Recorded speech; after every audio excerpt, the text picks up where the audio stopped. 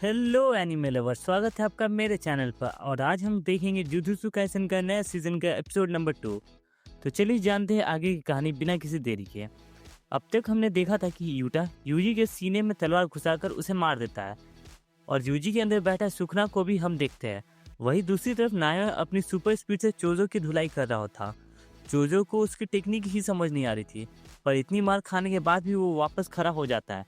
नाया कहता है, तुम कितने अड़ियल हो, आखिर तुम हो क्या? तो चोजो बोलता है, मैं 10 लोगों का बड़ा भाई हूँ।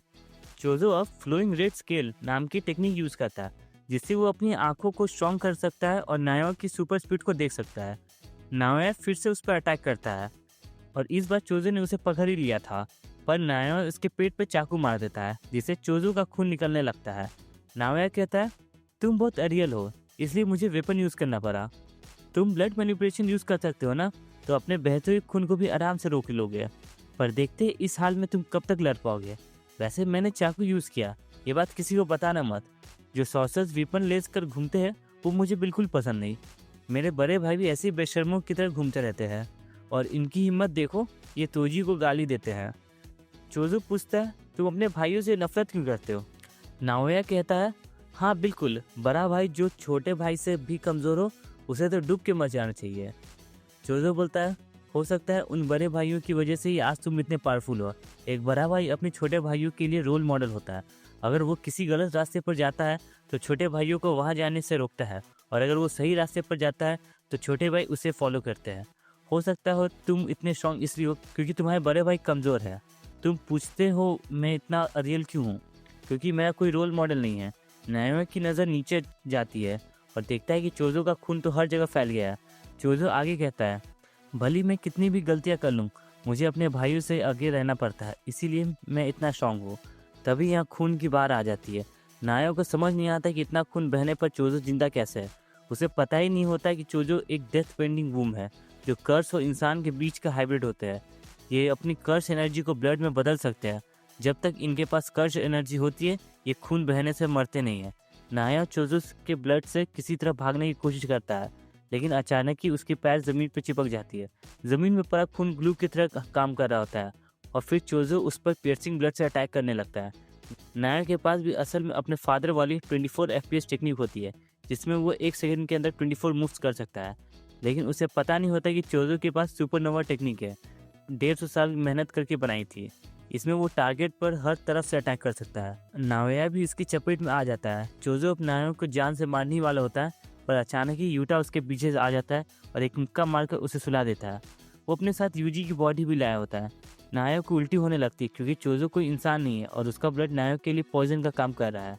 यूटा बोलता है, मैं तुम्हें ठीक कर सकता हूँ, मेरी रिवर्स कर्स टेक्निक से मैं दूसरों को भी हील कर सकता हूँ, लेकिन बदले में तुम्हें खुद हायर अप्स के पास जाकर बताना होगा कि मैंने यूजी को मार दिया। इसके बाद यूजी का एक विजन दिखता है। जब वो एक छोटा बच्चा था, वो अपने फादर जिन को दिखता है। तभी यूजी के ग्रैंडपा वासुकी आ जाते हैं, जो जिन से कहते हैं, तुम अपनी लाइफ जैसे भी जियो, लेकिन उस औरत से दूर रहना वरना तुम मारे जाओगे। जिन कहता है, बच्चे के सामने ऐसी बातें मत करो, बच्चों को बहुत कुछ याद रहता है।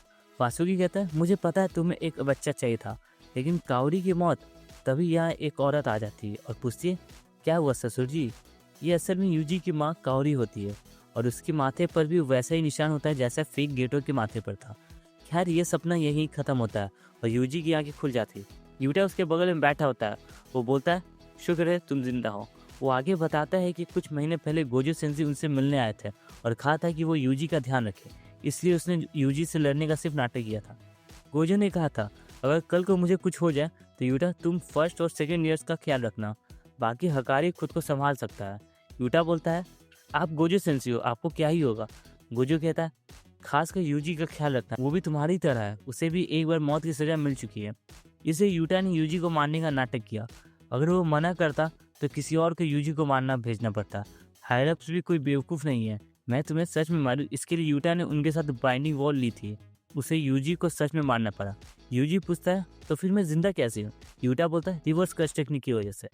जैसे ही तुम्हारा दिल बंद हुआ, मैंने तुरंत तुम्हें हील करना स्टार्ट कर दिया था। इससे हायरअप्स को दी हुई कसम भी पूरी हो गई और तुम भी नहीं मरे। यूजी के लिए मर के जिंदा होना कोई नई बात नहीं है और ज़्यादा लोग ये नहीं जानते कि यूटा दूसरों को भी हील कर सकता है। कभी ना कभी तो लोगों को पता चल ही जाएगा, पर फिलहाल तो यूजी दुनिया के लिए मर चुका है। यूजी पूछता है, तुमने मेरे लिए इतना सब क्यों किया? यूटा कहता है, जिन लोगों की मैं परवाह करता हूँ वो तुम्हारी परवाह करते हैं। मेरे पास भी एक टाइम पर खतरनाक पावर थी, लेकिन तुम्हारी पावर तुम्हारी अपनी नहीं है और इसमें तुम्हारी कोई गलती नहीं है।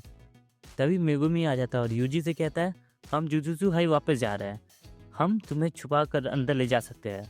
यूजी बोलता है, मैं नहीं जा सकता क्योंकि शिबुया इंसिडेंट में मेरी वजह से कितने लोग मर गए थे। मेगुमी कहता है, उसमें तुम्हारी कोई गलती नहीं है, तुम हार नहीं मान सकते। हम वो हीरोज़ नहीं है, हम जुजुत्सु सॉर्सरर्स है, हमें कोई समझ नहीं सकता, हमें लोगों की मदद करते रहना होगा, ये प्रूव करने के लिए कि हमारा भी वजूद है। यूजी सोचता है, मैं तुम्हारे साथ नहीं रह सकता वरना तुम पर भी कोई खतरा होगा। मेगुमी बोलता है, मुझे तुम्हारी मदद चाहिए। फेक गेटो यानी केंजाकू ने एक किलिंग गेम शुरू कर दिया, इसमें जुजुत्सु सॉर्सरर एक दूसरे को मार सकते हैं। इसका नाम है कलिंग गेम और मेरी बहन सुमिकी को भी ज़बरदस्ती इस गेम का हिस्सा बना दिया गया है, इसीलिए मुझे तुम्हारी मदद चाहिए। इसके बाद कलिंग गेम के रूल्स बताए जाते हैं, जैसे सभी प्लेयर्स को 19 दिन के अंदर एंटर करना होगा। अगर कोई रूल टूटता है तो उसकी कर्स टेक्निक रिमूव कर दी जाएगी, जिससे प्लेयर की मौत हो जाएगी। पार्टिसिपेट करने के लिए कॉलोनी में आना होगा, कोई किसी को मारता है तो उसे पॉइंट्स मिलेगा। और भी रूल्स है जिन पर हम आगे बात करेंगे। यूजी अब यूटा से कहता है, सुगना मेगुमी के लिए कुछ प्लानिंग कर रहा है। शिबुया में मुझे सुगना की काफ़ी फिंगर्स खिला दी गई थी, जिससे सुगना ने मेरी बॉडी पर कंट्रोल ले लिया था। अब मेरे अंदर सुगना की 15 फिंगर्स हैं। मुझे यकीन है अब सुगना मेरी बॉडी पर कंट्रोल नहीं ले पाएगा, लेकिन अगर मैं कभी सुगना बन जाऊँ तो तुरंत मुझे मार देना। यूटा कहता है, ठीक है। यूजी मेगुमी से पूछता है, अब हमें क्या करना चाहिए? मेगुमी बोलता है, सबसे पहले हमें जुजुत्सु हाई वापस जाकर मास्टर टेंगिन से मिलना होगा। उनसे पूछना होगा कि हम गोजो को वापस कैसे आज़ाद कर सकते हैं और केंजाकू क्या प्लान कर रहा है, कलिंग गेम में वो क्या करने वाला है। इन सभी सवालों के जवाब सिर्फ मास्टर टेंगिन ही दे सकते हैं। यूजी पूछता है, मिस यूकी को ये बात पता है? मेगुमी बोलता है, ये आइडिया यूकी का ही है, वो पहले से ही जुजुत्सु हाई में छुपी हुई है। यूजी बोलता है, मास्टर टेंगिन के बैरियर को हम कैसे क्रॉस करेंगे? उसमें हज़ारों दरवाजे होते हैं जो घूमते रहते हैं और उनमें से सिर्फ एक ही टॉम ऑफ स्टार कॉरिडोर तक ले जाता है, जहाँ मास्टर टेंगिन रहते हैं। अगर हमने गलत दरवाजा चुना तो टेंगिन कभी भी नहीं मिल पाएंगे। यूजी पूछता है, नोवारा का क्या हुआ, वो ठीक है या नहीं? मेगुमी कुछ नहीं बोलता है और अपना सर झुका लेता है, यानी नोवारा अब इस दुनिया में नहीं है। ये सुनकर यूजी को बहुत बुरा लगता है। तभी चोजो आता और कहता है, उस बैरियर में घुसने का एक रास्ता है जो मैं बता सकता हूँ। माहिउते ने एक बार वहाँ से डेथ पेंटिंग्स और सुकना की फिंगर्स चुराई थी, हम भी वही करेंगे। ये लोग अब जुजुत्सु हाई पहुँच जाते हैं, जहाँ उन्हें माकी मिलती है जो अब बिल्कुल अलग दिख रही होती, क्योंकि शिबुया इंसिडेंट में जोगो ने उसे जला दिया था। हेविली रेस्ट्रिक्शन की वजह से उसकी बॉडी तो ठीक हो गई, लेकिन निशान रह गए। यूकी भी वहीं होती है। चोजो बताता है कि स्टार कॉरिडोर के रास्ते में एक वॉल्ट है, जहाँ जुजुत्सु हाई अपने कर्स टूल्स और बाकी ऑब्जेक्ट्स रखते हैं। उस वॉल्ट में चोजो की 6 भाइयों की डेथ पेंटिंग्स भी रखी हुई है और अपनी टेक्निक से चोजो उनकी लोकेशन सेंड कर सकता है। माकी कहती है, ये सब ठीक है, पर ये आदमी कौन है? यूजी बोलता है, अभी के लिए समझ लो कि ये मेरा बड़ा भाई है। ये सुनकर चोजो बहुत खुश हो जाता है। चोजो उन्हें सही दरवाज़ा बताता है, जिससे वो लोग स्टार कॉरिडोर पहुंच जाते हैं। चोजो को यहाँ वॉल्ट तक जाने का रास्ता भी दिख जाता है और वो कहता है, मैं अपने भाइयों को जल्दी ही यहाँ से आज़ाद करूँगा। उन्हें एक जगह खून के निशान भी मिलता है। ये वही जगह होती है जहाँ तोजी ने जीको को गोली मारी थी। यूगी बताती है कि 22 साल पहले यहाँ एक बड़ा कांड हुआ था और कहा जाता है कि सारी गड़बड़ वहीं से शुरू हुई थी। ये सब मेन हॉल में जाते हैं, लेकिन वहाँ रोशनी के अलावा कुछ नहीं होता। यूगी बताती है कि टेंगिन तभी दूसरों को दिखाता है जब उसकी मर्जी होती है। गोजो सील हो गया है तो उसे लगा था कि टेंगिन उनसे मिलना चाहेगा। ये लोग वापस मुड़ने लगते हैं, तभी टेंगिन आवाज़ लगाता है, कैसे हो तुम लोग? जेनिन घराने के बच्चे यानी माकी, मिचिजाने के खून यानी यूटा, डेथ पेंडिंग यानी चोजो और सुकना का वेसल यानी यूजी। और एपिसोड यहीं एंड हो जाता। तो दोस्तों, टेंगिन समा का दर्शन हो गया है, क्या वो इन्हें कोई काम की इन्फॉर्मेशन देगा?